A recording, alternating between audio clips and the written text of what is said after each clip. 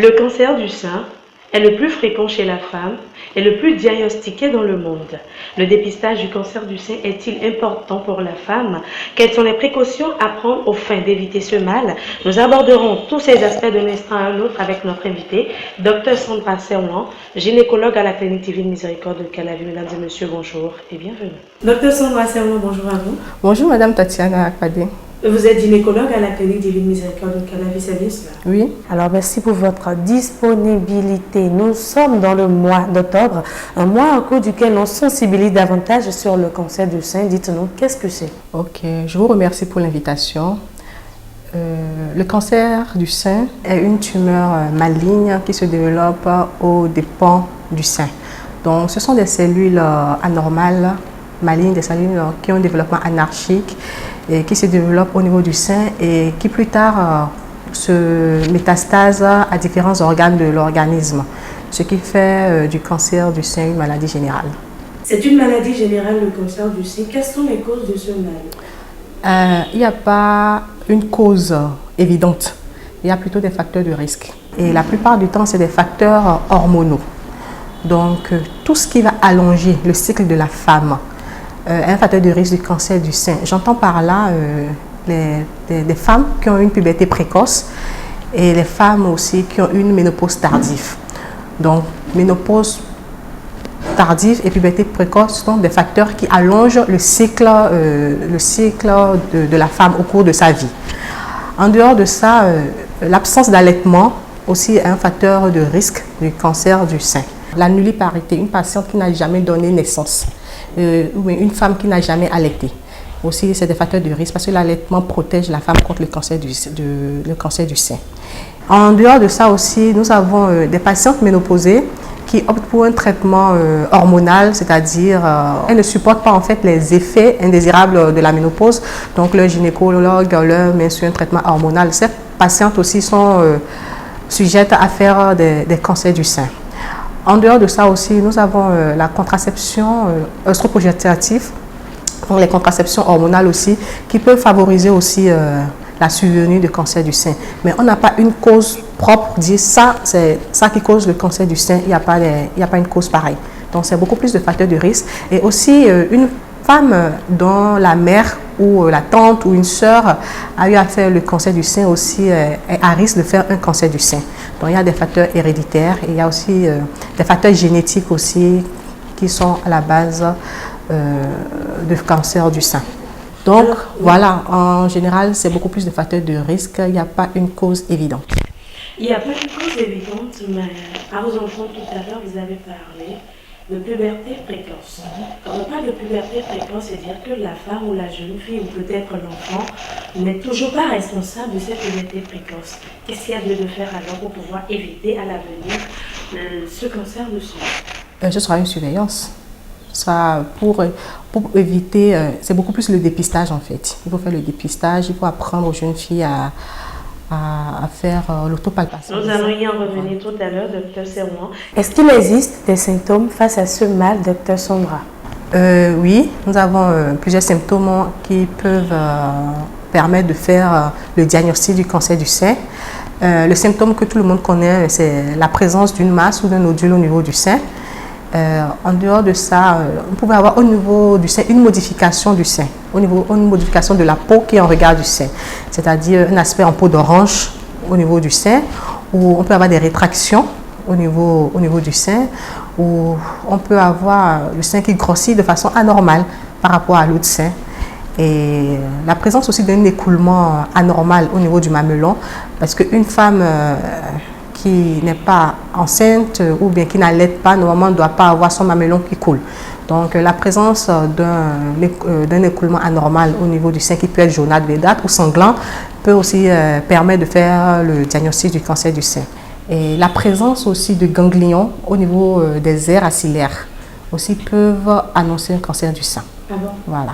Donc c'est au décours de ce ganglion que la femme pourrait peut-être objectiver. On explore et on va voir que déjà il y a un cancer du sein qui s'est métastasé là. Parce que le premier site de métastase du cancer du sein, ça se fait au niveau des aires ganglionnaires, des aires axillaires ganglionnaires. D'accord. Vous nous dites, Dr Sandra, qu'il n'y a pas possibilité de prévenir cette pathologie chez la femme. En fait, on ne peut pas vraiment prévenir parce qu'on ne connaît pas la cause. Il y a des facteurs de risque. Parce que deux femmes peuvent être exposées à ces mêmes facteurs de risque et une va développer le cancer du sein et l'autre ne va pas développer. Donc, c'est beaucoup plus le dépistage.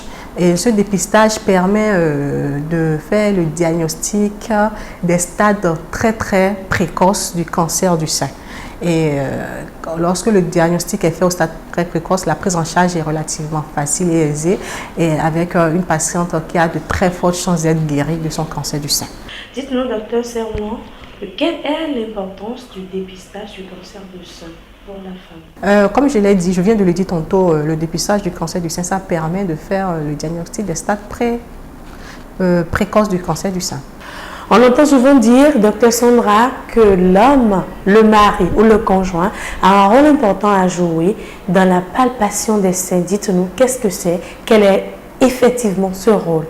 Je pense que l'homme a un grand rôle à jouer dans le dépistage du cancer du sein chez la femme. Parce que souvent, il y a des femmes qui n'ont pas l'habitude de palper le sein ou tellement elles sont occupées par la vie professionnelle, la vie familiale, les enfants à voir et tout ça, qu'elles passent à côté de ce petit essentiel à faire. Et rappelons que c'est l'homme qui est beaucoup plus en contact du sein. Donc, c'est son jouet, comme je dis, c'est son joujou. Donc, c'est l'homme qui passe le plus clair de son temps à palper le sein de sa femme. Donc, on remarque, souvent, les patientes qui viennent en consultation, elles nous disent c'est mon mari qui a remarqué que mon sein coule, ou bien c'est mon mari qui a remarqué qu'il y a une masse. Donc, je pense que le rôle de l'homme, vu que c'est lui qui a beaucoup plus accès au sein, qui trouve plus de plaisir à manipuler le sein, donc il doit aider sa femme pour le dépistage du cancer du sein. Ce sont eux-mêmes qui remarquent rapidement les différents symptômes, les modifications. Là, il va te dire, ah, ce sein a grossi, c'était pas comme ça, parce que lui, c'est son jouet, c'est son joujou, donc il est tout le temps en contact avec le sein.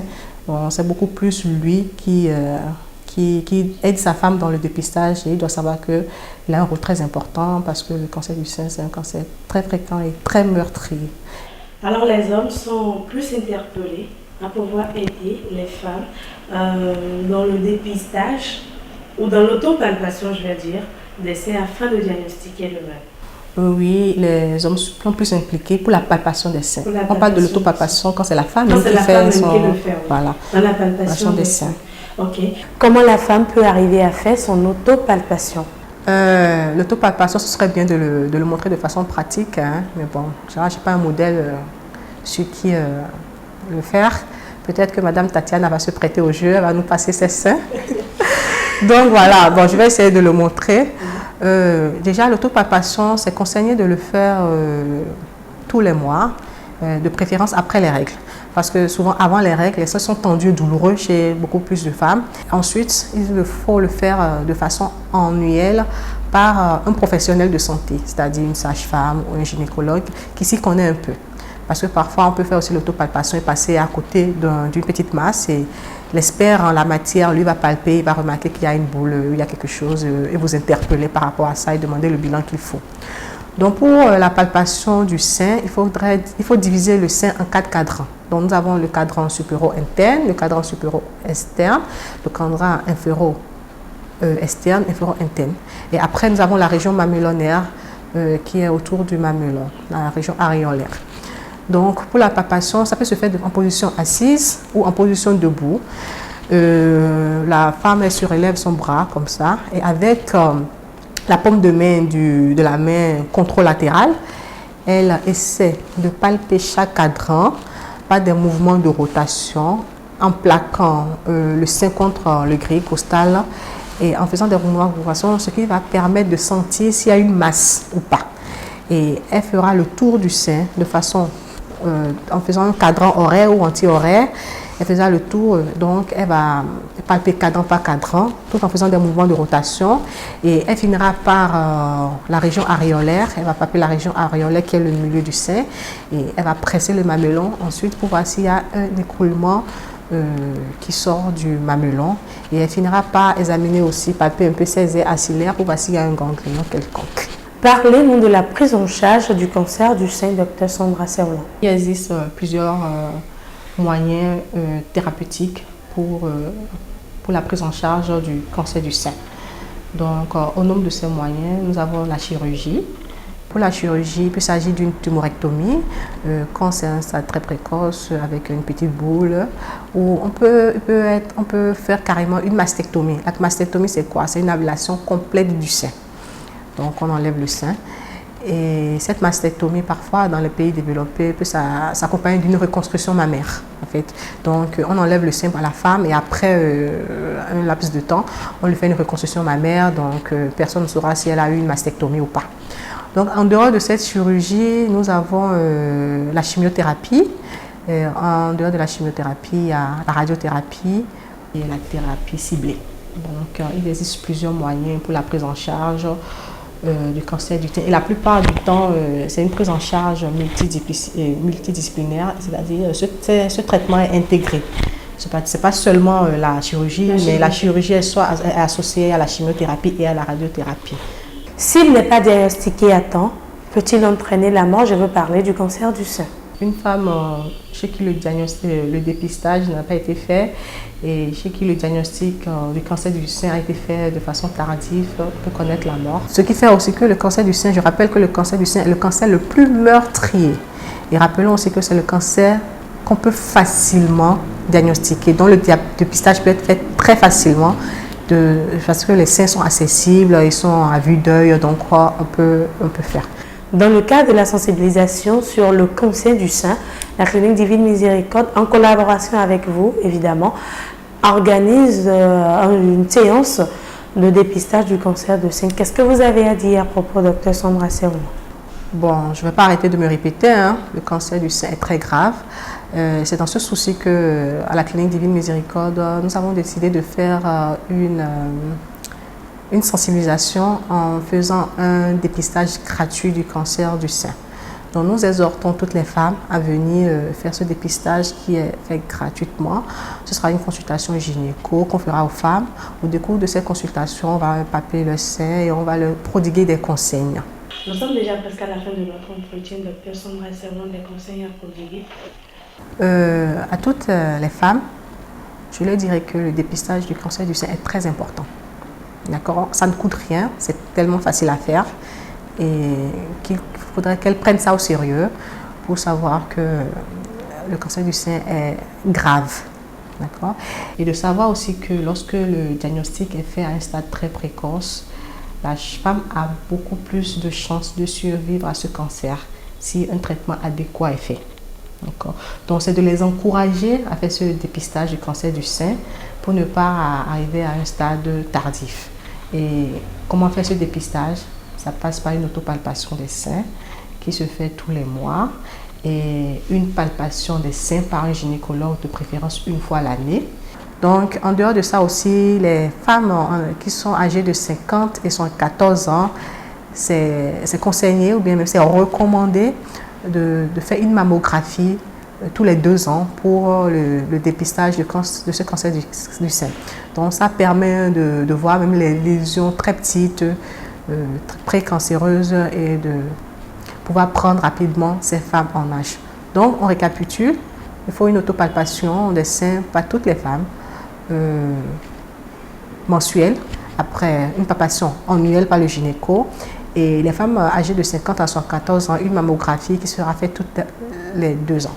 Dr Sandra Serron, merci à vous. Merci infiniment pour toutes ces informations et surtout pour la sensibilisation sur le cancer du sein. Je vous remercie, Madame Tatiana, et à bientôt. Femme, il urge donc que tu fasses le dépistage du cancer du sein à temps. Il est aussi important de faire l'autopalpation et surtout de veiller à ta santé car tu es et demeures le pilier de la famille.